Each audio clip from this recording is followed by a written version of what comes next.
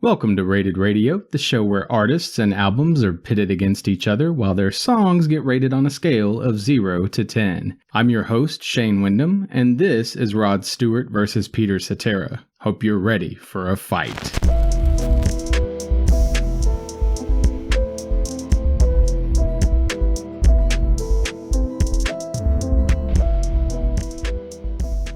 We'll start here with Peter Cetera. The album which rolled at random was World Falling Down from 1992. Of the 10 tracks, I thought 10 were great, but none of those got a flawless rating. My bottom track was World Falling Down, and my top track was Feels Like Heaven. The music makes me feel like Delilah just named me in a caller's dedication. I'd recommend this artist to fans of Chicago, Phil Collins, Steve Perry, Don Henley, Michael Bolton, Air Supply, Elton John, and of course, Christopher Cross. Then over on the Rod Stewart side, the randomly rolled album was the Tears of Hercules from 2021. Of the 12 tracks, I thought one was great, and it did not get a flawless rating. My bottom track was Gabriella, and my top track was Cuckoo Aramabama. I kid you not. The music makes me feel like I'm at a karaoke night on a cruise ship, happy I don't need any of those little blue pills yet. I'd weakly recommend this artist to fans of Mumford & Sons, The Fray, Train, Enrique Iglesias,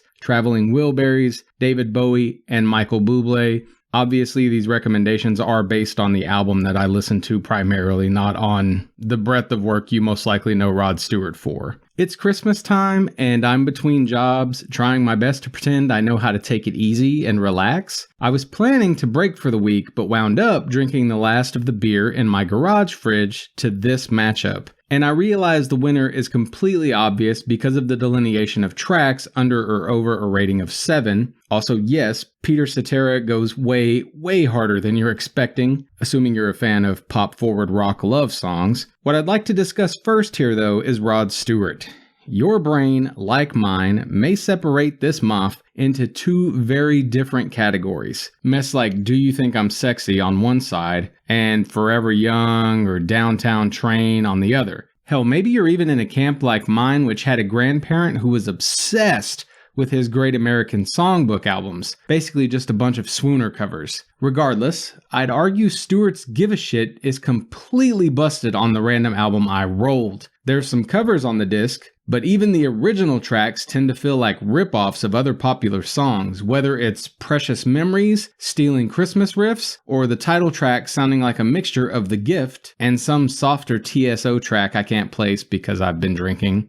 The dude clearly couldn't have cared less who he ripped off. So much gets made of common chord progressions in pop, like Madonna fighting Lady Gaga over a stretch of things rock artists have been using since before either of those artists were even born. But Rod's theft here is on par with Rascal Flatts' Winner at a Losing Game, being a weaker spin on Peter Cetera's Restless Heart. If you can ignore that aspect of the disc, as well as ignore the cringe, old dude trying to rock vocals, it's really not a horrible spin. Could totally see some snobs arguing it's one of the worst discs ever produced, though. I wouldn't go that far, but admit to struggling with the listen's cheese factor. Cetera's disc, on the other hand, has some heavy hitters, with the rest all being plenty redeemable. They don't score as high as I'd like due to middling bridges or choruses, some mostly meandering endings, surface-level lyricism on the whole, and a bit more religiosity than I'm comfortable with. But the production is wonderfully crisp, with Peter's voice fitting everything perfectly. If you're a fan of Chicago, you'll dig the disc,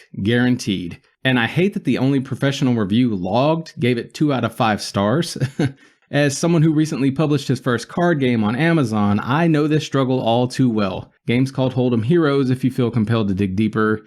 Anyway, I am essentially as excited to hear more from Cetera as I am to avoid more from Stewart. That's probably way too harsh, especially considering how progressive and sex positive some of his material is, but the dude isn't making music for much more than his ride or dies at this point. Even the lone 7 I gave his disc was down to a matter of succinct fun. I apologize if Rod's peak tops Cetera's in your mind. Hopefully I'll live long enough to determine said sea change for myself. All I know is that Chicago's frontman is the one who brought the pain this week, and Stewart may never recover as far as I'm concerned. Please like or comment if you're still listening, and remember, you can send all kinds of feedback to rated_radio@yahoo.com. You can even see the majority of songs I rate by clicking join for free at patreon.com/ratedradio. Anyway, that's gonna do it for now. Until next time, fill your world with music.